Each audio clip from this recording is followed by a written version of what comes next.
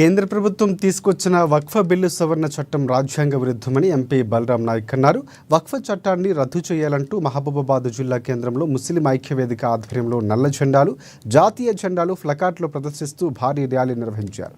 వక్ఫ్ బిల్లుకు వ్యతిరేకంగా పార్లమెంట్లో కాంగ్రెస్ పార్టీ ఎంపీలు 13 రోజుల పాటు పోరాడిన బీజేపీ ఏకపక్షంతో బిల్లును ఆమోదం వేయటం ఎంపీ దుర్మార్గమన్నారు. ఎంపీతో పాటుగా ప్రభుత్వ విప్ రామచంద్ర నాయక్ పాల్గొని మాట్లాడారు. బీజేపీ 10 ఏళ్ల పాలనలో రైతులు, క్రైస్తవులు, ముస్లింలకు వ్యతిరేక చట్టాలు తీసుకువచ్చిందని విమర్శించారు. నల్ల చట్టాలకు ఏ విధంగా పోరాటం చేశామో వక్ఫ్ బిల్లుకు సైతం వ్యతిరేకంగా అదేవిధంగా పోరాడాలని పిలుపునిచ్చారు.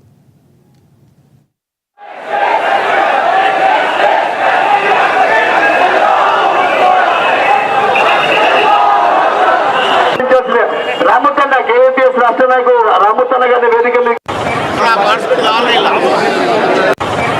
దాదాపుగా కాంగ్రెస్ పార్టీ మొన్న 13 రోజులు వ్యతిరేకత చేశాం మేము ఈ బిల్లుకు.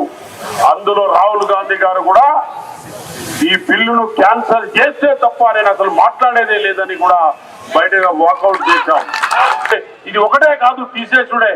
దీనికి ఎన్నో రకాల కూడా వాళ్ళకి లాభం జరుగుతూ వాళ్ళకు కూడా సేవ్ చేస్తూ చేసే మార్గాలు ఎన్నో ఉన్నాయి, ఒకటే కాదు. కాబట్టి ఇది మంచి పద్ధతి కాదు. బీజేపీ పార్టీ కుట్ర పన్నుతున్నది. భారతదేశంలో కుల విశ్లేషణ తీసుకొచ్చి మనకందరికీ ఇవాళ వాళ్ళు చేస్తున్నారు. కాబట్టి బీజేపీ పార్టీ మతతత్వం పార్టీ, బీజేపీ పార్టీ పూర్తి మతతత్వం పార్టీ. బీజేపీ పార్టీకి ఎన్నడూ కూడా భారతదేశంలో అందరూ వెతికరిస్తూనే ఉన్నారు. కానీ ఆర్ఎస్ఎస్ కానీ వాళ్ళు ఒకటి కుట్ర పన్ని రాజ్యాంగం చేస్తున్నారు. బిల్లు కూడా రాహుల్ గాంధీ మా నాయకుడు సోనియా గాంధీ గారు పార్లమెంట్ లో ఒప్పుకోలేదు, ఖర్గే గారు ఒప్పుకోలేదు. కాబట్టి అంబేద్కర్ ఒక ఆలోచన, ఒక విధానానికి ఒక మార్గదర్శిగా తీసుకుపోవాలి. భారతదేశంలో గాంధీ గారి మార్గదర్శనం శాంతితో పోరాటం చేయాలి. బీజేపీ ప్రభుత్వం గత 10 సంవత్సరాల్లో కేవలం 10 సంవత్సరాల్లోనే మరి రైతు వ్యతిరేక చట్టాలు, క్రిస్టియన్ వ్యతిరేక చట్టాలు, ముస్లిం మైనారిటీ సోదరుల వ్యతిరేక చట్టాలు ఎన్నో తెచ్చినాయి.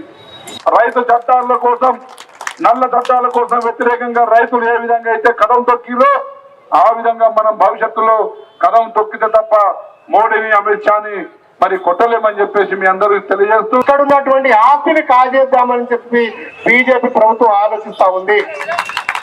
ఆస్తులు ఉన్నటువంటి వక్ఫ్ బోర్డుని ఎలా వదిలేది, దాన్ని కూడా కొన్ని సవరణలు చేసి దాన్ని ప్రభుత్వం కైవసం చేసుకోవాలని ఒక పీడ ఆలోచన బీజేపీ ప్రభుత్వానికి వచ్చింది. యజమానులకు భోజనంలో